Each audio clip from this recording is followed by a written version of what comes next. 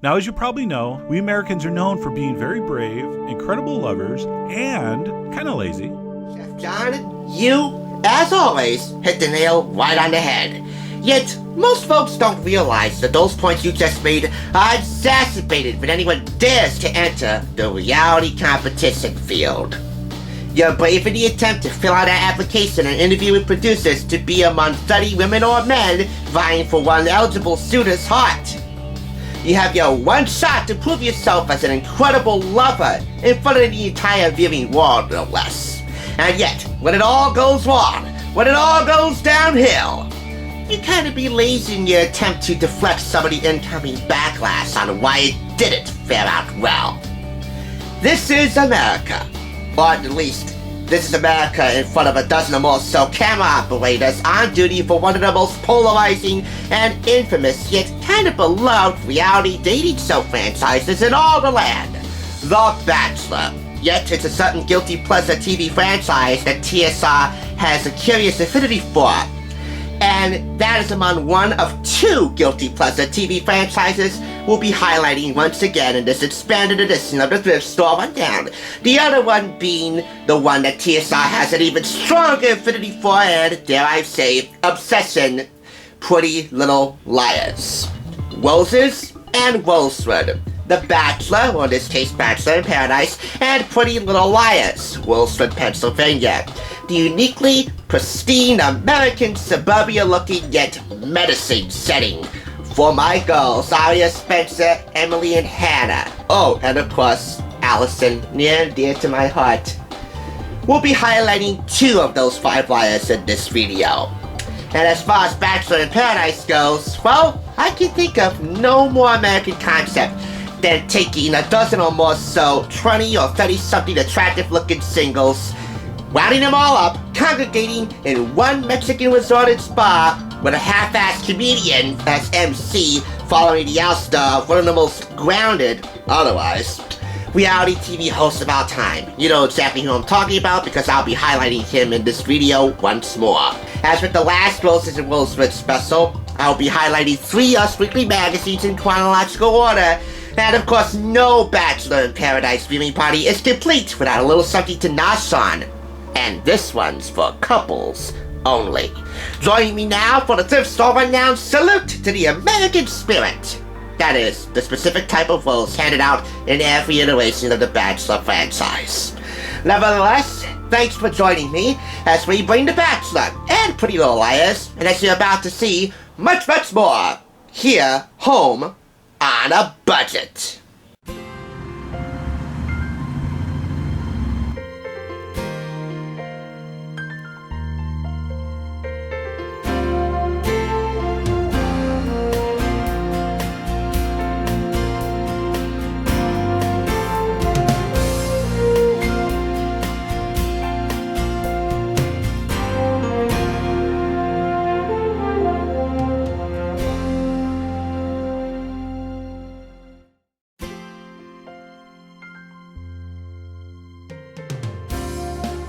As I said, we're going to be reviewing all 3 of these Us Weeklies in chronological order. And we start here with the June 1st issue. Every issue, by the way, is from last year, 2020.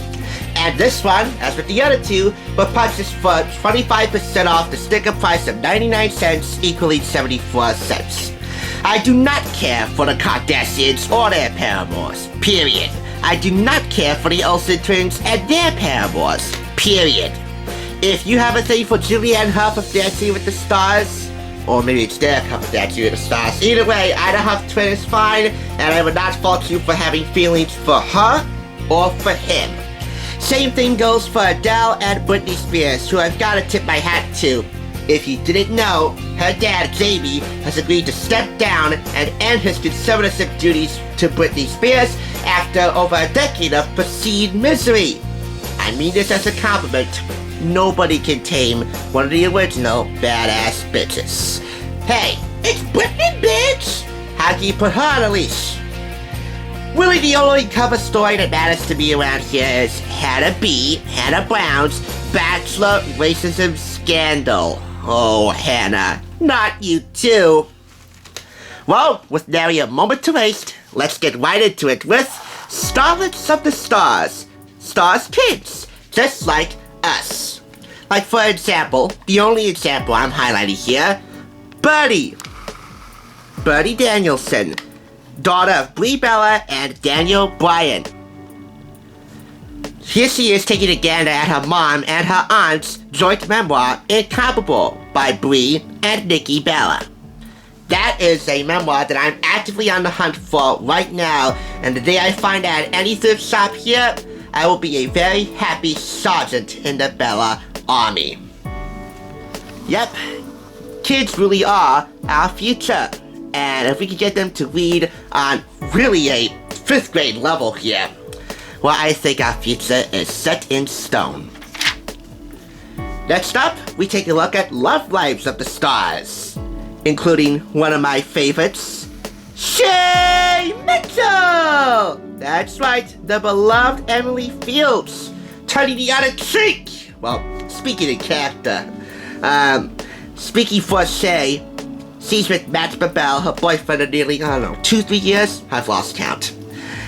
As you see here, they make quite a formidable quarantine.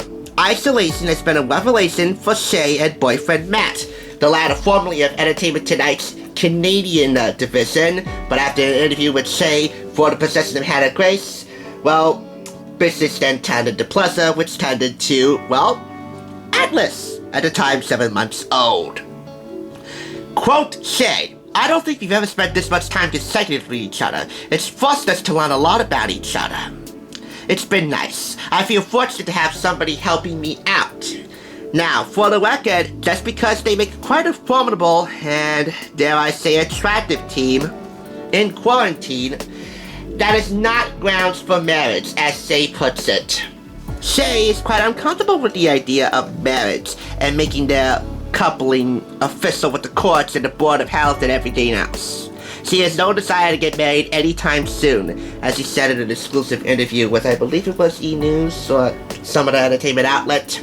I found this out via Clever News, by the way, which always regales entertainment news from third-party sources. Reputable third-party sources, but they're the messengers. In any event, well, speaking from your standards, Shay, I think you make a much more sexier girlfriend than you would do a sexier wife. Yet I fear that the day that Shay doesn't get married is the day we'll probably hear of the breakup of Shay Mitchell and Matt Babel. Oh well, Matt, you know been in the midst of business with pleasure, but since you're with Shay Mitchell, I'll give you a pass. Hey, you got Atlas to think about more than anything else. Now for Hannah Brown's racism scandal caught on tape. Quote, there's no excuse, and I will not justify what I said. After first denying it, former Bachelor Hannah Brown apologized for using the N-word while singing Rockstar by The Baby on Instagram Live May 16th, saying, I promise to do better. But is it too little, too late? Tyler Cameron and Rachel Lindsay seem to think so. Both of them are calling Rachel out for her disgraceful actions. Rachel, I hope your status as a bona fide influencer in love is not gone with the wind anytime soon. And if you haven't heard of Gone with the Wind, you should watch it at least just once or read the book. Because the N-word, as far as I'm concerned, even though it wasn't used in that film, is a word that even if you use it for a compliment, should be eradicated full stop. Because it is so low on time to use it.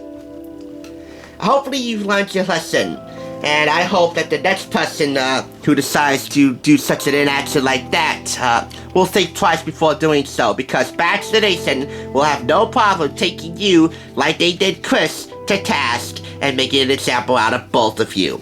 And you know which Chris I'm talking about, right? Chris Harrison, former unofficial vice president of Bachelor Nation. Here we have It's Cool to Be Kind.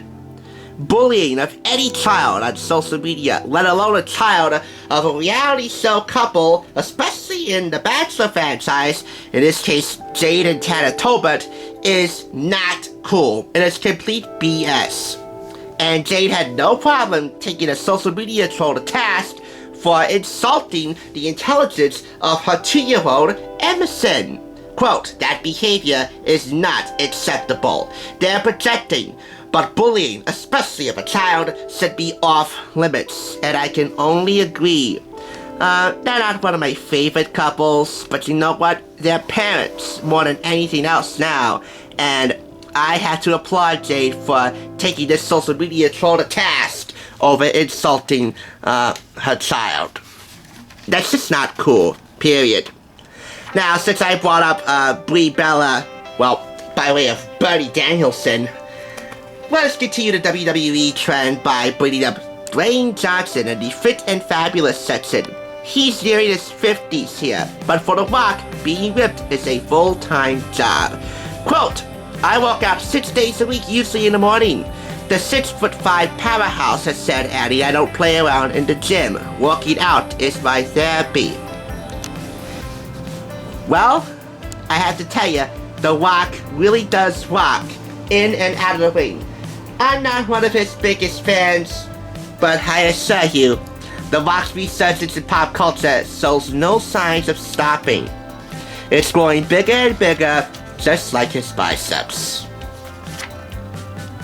This is the No Quarantine 15 here. A-listers are staying in shape while they self-isolate. Why No Quarantine 15? It's been said that during quarantine, you gain an average of 15 pounds. Well, defying the odds is the Bachelor's Hannah Ann Sluss. Treating yourself to what could be more appropriate than a glass of rosé on April 22nd. And if you don't know who Hannah Ann Sluss is, she was one of Peter Weber's suitors. Yep, Pilot Pete's season of The Bachelor. And by all accounts, that was a journey so horrendous, not even Captain Sully Sullenberger could have saved this flight from an emergency landing. With all that taken care of, let's close out with some Riverdale scoop. The Fashion Police citing Lily Reinhart for a floral dress, which on comments such as getting a little sleeve tattoo out of hand. Also, a girl who takes her name too seriously. Yep, this dress is all covered in nothing but lilies. Oh, Lily Reinhart. Oh, and my grandma's favorite tablecloth. Okay, so not one of her better fashion choices, but Lily Reinhart is a bona fide babe. And this is coming from somebody who is not a Riverdale fan. And yet, to add insult to injury, in a good way, we have here Camila Mendez once again touting her sexy armpits for Secret Essential Oils antiperspirant. You might be asking if I'm getting tired of seeing this ad, which has popped up more times than TSR than any other one-page ad in any magazine I have ever seen in 5 years of doing this. Well, half of me is getting tired of it, yet the other half can tolerate it this much longer because he is extraordinarily hot. So much so that for better or worse, I picked up Health Magazine April 2021 from earlier this year, The Home Issue. Why? Because we will once again be paying a visit to Veronica Lodge's abode by way between two soft covers of a magazine.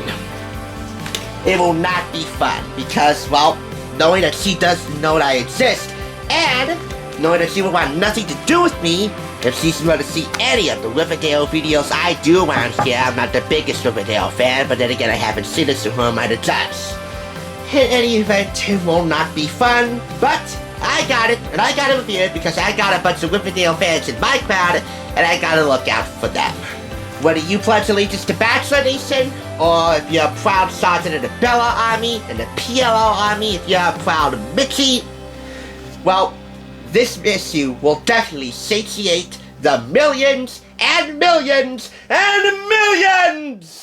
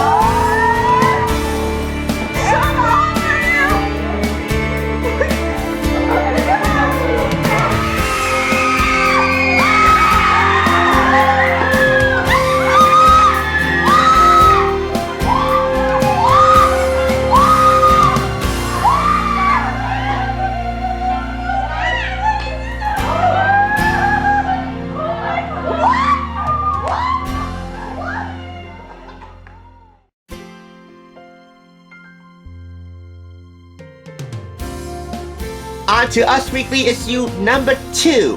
One last thing that all 3 of the issues have in common, they were all published in the month of June of last year, 2020.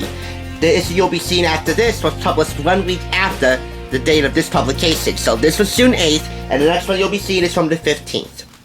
Now, I'm not much of a Full House fan, but Lori Loughlin spending 50 years in prison had she not struck a plea deal that got her 2 months, same deal with Massimo, her husband. Well, that makes as much sense as Dua Lipa performing an operatic version of Jesse Frederick and Bennett Salvay's Everywhere You Look, the Full House theme and Fuller House theme, accompanied by members of the Boston Pops, performed at Tanglewood. It doesn't make sense. I feel most sorry for her 2 daughters. But enough about that. Oh, hello, Detective Stabler. What, you come to surprise me with an interrogation? Whether or not I like your beard? Okay, I do. A little bit. Take comfort, when Christopher Maloney realizes the role of Elliot Stabler on Law & Order SVU this fall, he'll likely have to shave. I wonder how you perform beard maintenance while you're keeping up Elliot Stabler's duties as a detective in the Organized Crime Division now. I didn't want to start here. That was just an accident. I actually wanted to start here with We Love Lucy in Us Weekly's Red Carpet section. Katie Keene actress Lucy Hale, Katie Keene, Olivia, call her what you will. I'll always call her Aria. Showcasing her It Girl status on screen and off. So really, this is just a myriad of fashionable looks. You spell that how you want to spell that. For plenty of red carpet. February 28th, January 12th, September 8th, the 14th of September, February 5th, 11th, 13th, November 10th, February 12th, March 3rd. So a myriad of looks for a myriad of red carpet events, I assume, mostly red carpet events, for many dates at the beginning of 2020. Say what you will about Lucy Hale on and off camera and her acting and singing prowess, but rest assured, this girl could serve up looks with the best of them. And again, you spell that how you want to spell that, but don't you dare spell it as Lewks around me. Let's go on to Wells Adams. Sounds like a plan. Stars tell us the first thing they want to do when they get out of quarantine. Well, Wells Adams would like to hug somebody other than his dog or fiancée, Sarah Hyland of Modern Family fame. Well, he's gonna have something to do starting today, Monday, not only returning to his bartending duties at Bachelor in Paradise, but also emceeing the rose ceremonies, giving the new host, the first in a crop of celebrity guest hosts, David Spade, a bit of a break. Now, I'm gonna have to do a little bit of digging to highlight this last feature here, and that would be former Bachelor Ben Higgins with no beard. Only a mustache. Okay, well, the makings of a beard, an imminent beard. I definitely do not look good with a beard, but Ben, I think you look good with a mustache. Granted, it's more of a stash than a beard, but either way, it's, quote, here to stay until it's wise for us to step back into a public space, says former Bachelor Bland Ben. Well, you might have performed bland on The Bachelor, but you certainly don't look bland with a beard. You would look even worse, which is why I appreciate you with a mustache. Quick Us Weekly issue to feature here. Not much outside of The Bachelor and PLL. But hey, the next issue will more than make up for that, even though it doesn't have any WWE content. Regardless, once again, for anyone who are fans of Pretty Little Liars or The Bachelor, this is another lock, even if you're stuck in the lockup for 2 months or, God forbid, 50 years.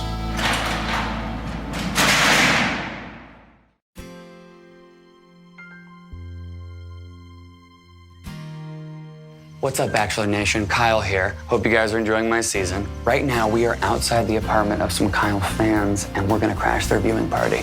Let's see what happens. Ladies! Kyle from The Bachelor is in my living room. You're real. He's actually real. He's here. I'm not interrupting, am I? He's not. Oh my God, you are so funny. I fell Just everyone shut up. It's happening. There are no good men anymore. Seriously. None of the girls on your season are good enough for you. Oh no, I don't think that's true. No, they're all trash. Yeah. Okay, well I picked one of them, so. Well, you made a mistake. Hey, what's your favorite color? Green. How about a little kiss on the cheek? Oh no, I've already chosen someone, so I don't think. Kiss him. Kiss him. Do it. Yeah. Okay, I gotta go. We have a few more of these parties to get to, so let's go, Mitch. Let's go. Thanks, guys. Thanks, ladies. But you're not leaving before the ceremony. Oh, okay. What? What? Go. All right, why are the lights off? What was that? Mitch? Mitch, are you there? What the hell's going on? Can I steal him for a second? What's going on? Mitch! I used to be a virgin. I'm falling on my way. Mitch, we gotta find the door, Mitch. Where's my one-on-one? Find the door. Take me to your hometown. Don't film me. Find the door. Mitch, we gotta find the door. Oh! What the hell is going on? Ladies, this is the final rose tonight. Kyle, when you're ready. Okay, no. I'm not doing this. Choose one of us. Choose! Okay. Okay. You.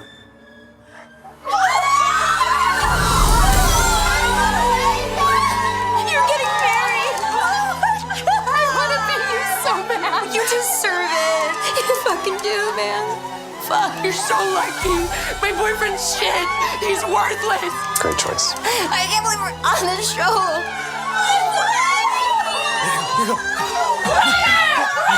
They're onto us, Mitch. Go!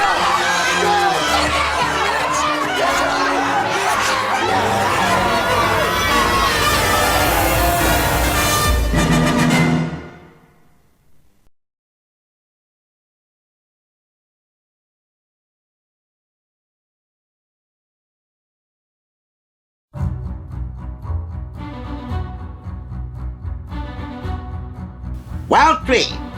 Now, while I am the furthest thing from a royal family follow-up, because I had a little rant regarding Lori Loughlin potentially serving 50 years in the joint in an inflatable prison system that's without parole, I want to say a little something about the royal family, and of course the media's take on the royal family, which has a lot of folks up in arms. Meghan and Harry living in fear, and of course, why Kate called in the lawyers to stop all the nonsense regarding the soon-to-be, I guess, former Prince and Princess of Sussex? In 2 royal family exclusives for Us Weekly. I actually want to say a little something around all this. The HBO Max adult animated sitcom, The Prince. It is a royal family satire that's headlined by a 7-year-old animated Prince George. Now, while I have to admire the idea of a royal family satire headlined by an animated 7-year-old prince, the execution is way too harsh even for an adult animated sitcom. And given the creator's expertise and experience in such a field, Gary Janetti, formerly of Family Guy and a few other shows, well, he and his team could have done better, especially considering an all-star voice cast. Alongside Janetti, there's Orlando Bloom, Alan Cumming, and Sophie Turner of Game of Thrones, among others.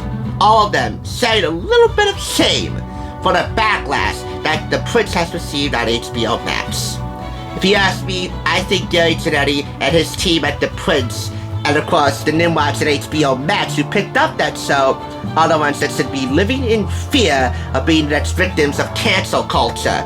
Because, well, spoofing a child under any circumstances, even if he or she is a child of a royal family across the pond or somewhere else across this world of ours, well, if you do it right, it can be tongue-in-cheek cute. If you do it wrong, like Gary and his team are kind of doing it, well, there's going to be a lot left to be decided, and I'm just putting that lightly. For the record, Gary Janetti is married to Brad Goreski, famous fashion designer.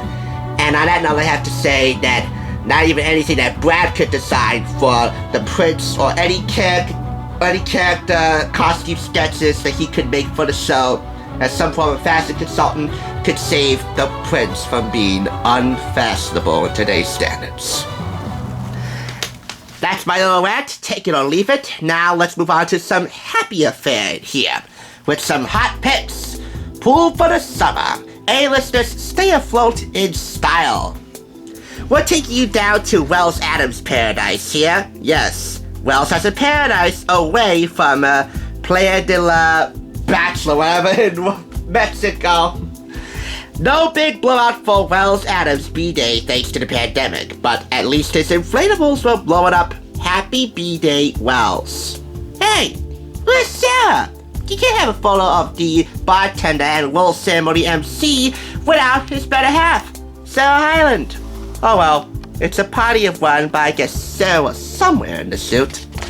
The remaining 3 consecutive pages tell great stories in their pictures too, like here in Flower Power. Stars delight in springtime blooms, like Madeline Petz, completing Riverdale's holy trifecta of hotness. Betty, Lily Whitehot, Camila, Veronica Lodge, and Cheryl Blossom, Madeline Petz, photographed here April 29th amidst a field of poppies. None of them harmed in the making of the photo. Phew! Because I'd hate for Madeline to become a victim of cancel culture for, I don't know, flower abuse, abuse of the botany, whatever. Next, we have here Lucy Hale with no mask out for a walk with her dog Elvis, her little pup. That was LA May 25th. Now, Lucy, yes, vaccinated of course, but do me a favor, show some love for those who are not yet vaccinated and continue to wear a mask, sweetie. Is it a good idea to make masks for pets too? Are pets immutable or immune to the coronavirus? I'm not certain. I don't own a pet, but I did own some goldfish one time. Plenty of fish. Yet they all died. So I won't be having a pet anytime soon. The only pets I have are my stuffed animals. All Hollywood-based, mind you. In the Hollywood Mom section, we have here 1-year-old Alicia, the birthday babe. Let me tell you something, Us Weekly. It's kind of weird and cringeworthy to call a child a babe. Nevertheless, Lauren Burnham and Ari Loindike Jr. have got to watch the season because I need to know how to pronounce his name correctly. We capped a relatively low-key birthday celebration for their 1-year-old daughter Alicia here in the Hollywood Mom section. Quote, I just sit back and watch her a lot, says Lauren. I'm trying to take in all the moments. It's really sweet. The Bachelor is nearing the end of its glory days, the whole franchise. But you know what? Its legacy can best be summed up and captured in the couples that have made it to the altar upon first glance outside the mansion, and most especially in the offspring of those couples, like Alicia here, who I assume is now 2 years old. And that's thanks in large part to this man right here, who I sorely miss. Yes, he said something that he shouldn't have without doing some research. But then again, don't we all? This man's done more good than harm. And yet, he's gonna be walking away with the better end of the deal, a $25 million exit deal. And of course, the continued admiration of those who have stuck around on behalf of the unofficial vice president of Bachelor Nation, especially with his peers and colleagues and friends who he met along the way, guiding them on their journeys to find love. Those journeys, some of them recapped in a special edition of The Bachelor, the greatest season ever. Greatest seasons ever. In your opinion, what is the greatest season of The Bachelor or Bachelorette or Bachelor in Paradise or Winter Games or Bachelor Pad that you ever saw on TV? If you had to whittle it down to just one, or if you want to make up a list of some of the greatest seasons, well, let me know in the comments section either way. But here, Chris Harrison looks back at the best and most dramatic Bachelor and Bachelorette seasons and catches up with past contestants. I truly do miss him. And one final highlight, outside of both The Bachelor and the PLL worlds, once again, we visit the Fashion Police Precinct, and here we have in their little lockup panel of cited stars for, well, crimes against fashion, is Billie Eilish. I think a regular in the Fashion Police Precinct. This is her plaid ensemble for her big night of the American Music Awards. You know the Billie Eilish confused face meme? That. Her newest single, Plaid Guy.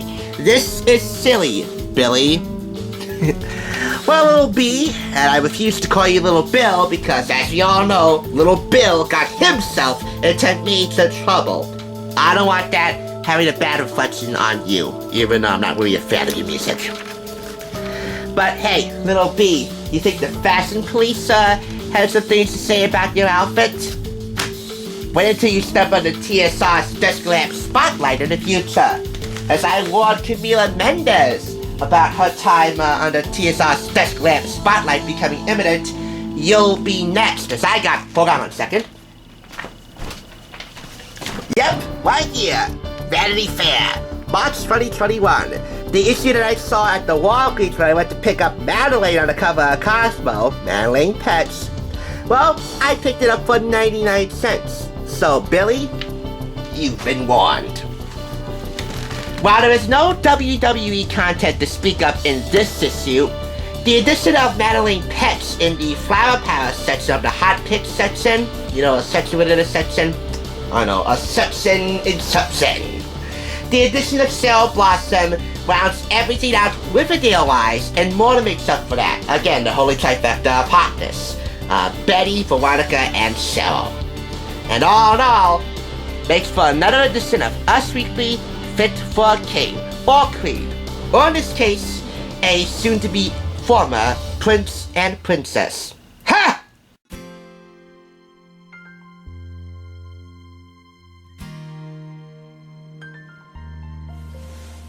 Another episode of The Bachelor. Will we ever get a life? Not as long as we stay addicted to these TV shows. I don't have to watch this, Karen. Is there anything else on? We can always watch the baking channel. Just turning it over and in and making a round, and then you're just going to tighten it underneath. Or Antique Roadshow. It's got to be one of the biggest Plains Indian dolls I have ever seen. I never would have expected that. Oh! You like that? Yes! Let's just keep it right here. Anyway, we need to see who gets sent home tonight. Randy, they can all go home as far as I'm concerned. Ladies, I'm sorry. You did not receive a rose. Take a moment, say your goodbyes.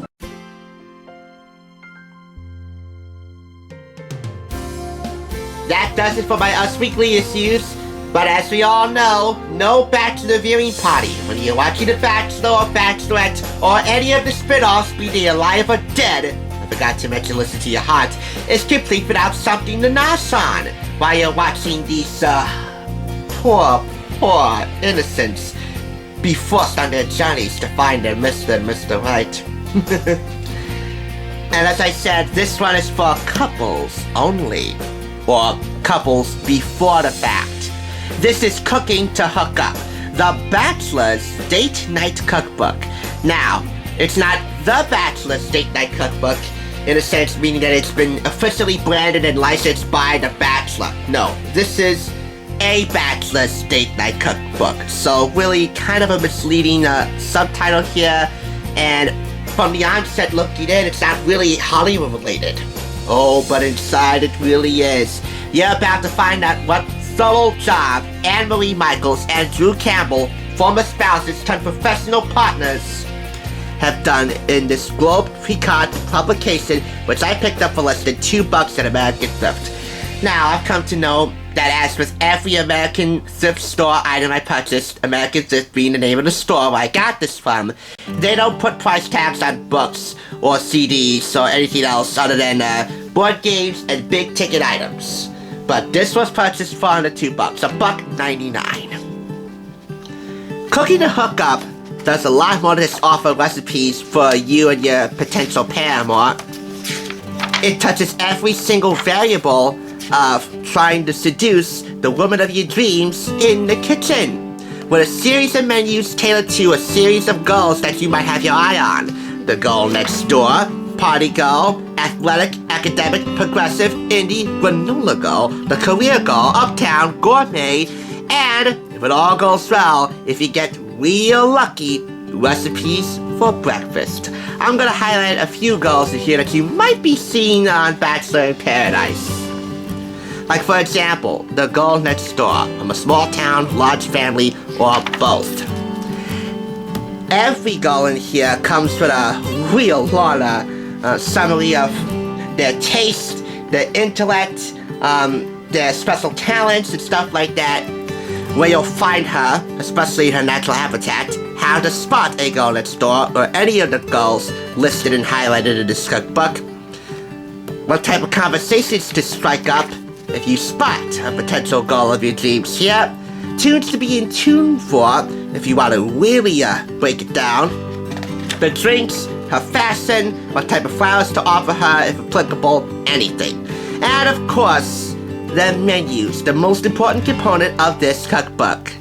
And they range from easy to moderate to hard. Easy, stuff that any bachelor can whip up. Moderate, a couple of hours watching food versus videos or taste made or all recipes, and maybe some culinary school education would do ya. Hard, well, that's gonna require some Michelin star like training, skill, and capability. Here we have easy, 4th of July fireworks, fried chicken and french fries. For the all-American goal next door, an all-American menu would more than suffice. The recipes in here, the recipes for this being fried chicken strips, french fries, coleslaw, Budweiser long necks, and vanilla ice cream with chocolate sauce, are not presented in the traditional recipe instruction layout that you would see almost every cookbook have. Rather, they are introduced in a time-based format. What to do a couple of hours, 1 hour, 45 minutes, a half hour before your date arrives, and of course, what to do in that pivotal moment when your date actually arrives. Most of the time you'll be offering her a beer to get herself situated and satiated, and above all, what I'm looking for, sensualized beyond belief at your amazing cooking prowess. And there's not just one menu for every type of goal in here. There are multiple menus, like Mom's Kitchen, Savory Meatloaf, Hometown Favorites, Pineapple Glazed Ham, a Sunday Dinner, a Pot Roast, a Midwestern Tuna Casserole for a hot dish, so on and so forth. If you're not into the goal next door, well, you might want to go for the athletic goal. How to spot the athletic goal, her natural environment, and other athletic goals from stage and screen that you might want to compare it to, and that's the same for every goal highlighted in here. The music, the drinks, the shoes, the flowers, the coffee table, what type of magazines and accoutrements that you'll find on a coffee table at home, and of course, the menus and the recipes. A good amount of them having a reliance on store-bought items to make your life easier. So, chicken and orange sauce to really get you in the zone. Low-carb crab cakes if you're on the Atkins diet. That is a moderate level recipe menu to tackle. Chicken parmesan, body for life. That would mostly be for my taste. I love chicken parmesan. Sun-dried and roasted tomato fettuccine. That's carb loading. And Weight Watchers lemon pepper halibut. Now, as I'm going through this, you can see there are no recipe photographs in here, but rather to make up for that, clever illustrations of each of the goals highlighted in here and their literal taste. Next up is the progressive goal. How to spot a progressive goal. Famous progressive goals of the stage and screen, their natural habitat, the conversation starters that you'll definitely want to keep in your arsenal, and of course the menus. Here, golden mattresses, chicken and artichoke tapatore. What is tiramisu? Chicken piccata and tiramisu. Tiramisu is the secret weapon for any guy who's looking to get lots of compliments when we're the object of their affection. By the way, a woman is no object, but let me tell you, I don't think anyone would object to utilizing this cookbook to be the object of their desire. Pesto the keys of the 80s, Pesto Swordfish over Capellini, remarkably easy to do even though it sounds like it belongs in the hard section. I'll have what she's having, we all said that, and we all said exclaimant about having salmon and dill sauce. Take me to bed or lose me forever. There you go! This progressive girl, unnamed, knows what she wants, so we had better boil it! Lemon sweep linguine, green salad with hot parm pine nuts, Chardonnay or Pinot Grigio. Yes, this does require a trip to the winery or local wine shop. Please do not use the cheap liquor stores like the one we have here, around the corner and down the street. In my case, anyway. But take me to bed or lose me forever? Oh, yeah. That is my favorite menu in this cookbook by far. You might have one that you want to share if you already have this. And if you don't, well, let me tell you. With the recipes for breakfast section, you're going to want to go out and get this. Because if all went right, well, you'll want to keep around a traditional British breakfast for the academic goal, the Paris foodie for the athletic goal, a progressive goal's Florentine omelet, stuff for the goal next door, stuff for the career goal, every type of goal listed in here. Even those uptown goals. R.I.P. Brittany Murphy. This retails for $16.95 in the US, and once again was co-authored by former spouses Anne-Marie Michaels and Drew Campbell. They were married in 1997. Despite the sad fondness for vodka martinis and cutthroat Scrabble, Scrabble, the ultimate couples game, and I think we know why. Glyceraldehyde? With the C on the double letter, it is 32 points. Plus the triple word score gets me 96 points. They soon realized they were better writing partners than life partners. Then No Kids, No Foul Marriage dissolved in 2003, and the fact that they didn't argue over a single CD should tell you something. With the marital storm safely weathered, however, they soon discovered something they did have in common. More than 35 years of combined dating experience. Writing a dating cookbook was the natural next step. Oh, and about the academic goal. At the end of the academic goal section is a list of British slang terms that you'll definitely want to keep in your vernacular arsenal if you really want to go all out. One of those British slang terms being the term smashing, meaning excellent. And for those who are looking to get some smashing on tonight in the bedroom, this is a real smashing offering to have. Yes, we all know that the objective with cooking to hook up is to get, as Seth John says, lots of compliments, but you know what? Screw it. If you're looking to screw or get screwed, this is an indispensable, witty, humorous, practical, irreverent, and just downright fun cookbook to have if you want your chances of getting laid to blossom like the most beautiful rose. And as for the Bachelor franchise, Warner Brothers Television, Next Entertainment, ABC, Anne-Marie Michaels and Drew Campbell thrown down the gauntlet. I can't wait to see what you cook to hook me up, hook, line, and sinker at Barnes & Noble.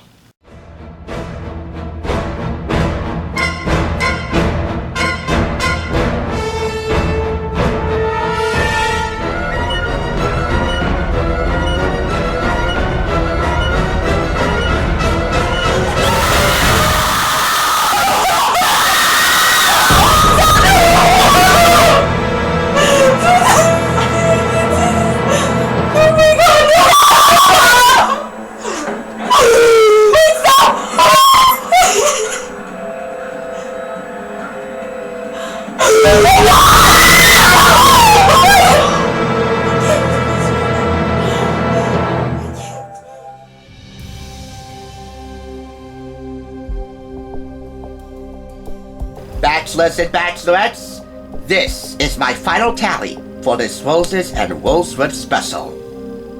Are you ready? I'm ready! Alright, we have a first, second, and third place winner within all of these Us Weekly magazines you saw today. The first place winner, the gold medal, being awarded to the June 1st issue. When I said that it had something for everybody, I truly meant it. The Bachelor, Pretty Little Liars, Riverdale, and WWE, the Bella Twins, and The Rock. If you smell what any of these pop culture evidences are cooking, then I think you'll agree with me that this is definitely first place material. And therefore wins all 5 claps, the maximum score here on TSR. In second place, silver medal, we have the June 15th issue. No WWE content, but the addition of Madeline Pet's Sarah Blossom on Riverdale rounds everything out Riverdale-wise and makes for a more evenly balanced, trustworthy experience if you do harbor some feelings for any of the 3 main Riverdale babes, Betty, Veronica, or Cheryl. Lily Reinhardt, Camila Mendez, Madeleine Petsch, respectively. All 3 of them are Bettys in my book. I exclude Josie, aka Vanessa Morgan, because while she is a smoke show, from my point of view, looking at her social media, she doesn't give a rat's behind about her fans. Therefore, I don't give a rat's behind about her. You hear that, Vanessa? You say a proper thank you to the fans, the real Riverdale fans, not the trolls, and then we'll talk. Until then, it's a silver medal winner as far as I'm concerned, and it's awarded 4.5 out of 5 claps. Finally, even though it's placed here in the middle of the world, this is our 3rd place winner, the bronze medal going to the June 8th issue. No Riverdale, no WWE. Yet, it sticks to the basics, and that's good enough for me. Bachelor and Pretty Little Liars content. For that, I place it in 3rd and awarded 4 out of 5 claps. And finally, Cookie to Hook Up. While I can list many more reasons under the sun why you should have this on your kitchen table countertop or on your dining room table, it would be much easier for me to list a couple of reasons why it might not be such an ideal fit. The unusual recipe instruction layout. Hey, if you can follow the recipes at least the second time, well, I think you'd be in good shape. Plus, it's a charming layout. And of course, no recipe photographs to be found in here at all. Although the cover photograph here is definitely something scrumptious to look at. And a great trade-off with this is Bucky Hutter's illustrations, or Bucky Hutter, B-U-R-K-Y Hutter. The illustrator in charge of coming up with all the clever and sensual and witty sensual S-E-N, you know, just to put our ducks in a row. All the witty illustrations here really do make up for the lack of recipe photography, and again, you have Bucky Hutter to thank for that. Cookie to Hook Up is a cookbook that you will be hooked on. It's basically love at first sight and love at first bite. And it gets 4.5 out of 5 claps, which means out of a possible maximum score of 20 claps, the final tally stands at a grand total of 18 claps. No matter what your preference is in pop culture, and no matter what your relationship status is, even if you're single, all 4 of these items are ones you're gonna want to keep around, and you knew this was coming. For all of the right reasons. Roses are red, Rosewood it makes you feel blue, yet you've been watching Roses and Rosewood on TSR, and for that, I say thank you. I will see you back here on Roses and Rosewood October 19th, when Michelle Young begins her journey to find love. So to her I say, go with God, or at the very least, go with Tayshia Adams and Caitlin Bristow. And to all of you, I say, don't forget to stop and smell the roses, and remember, 2 can keep a secret if one of them is dead. I will catch you on the thrift side. For everyone who's been a part of this one, good night.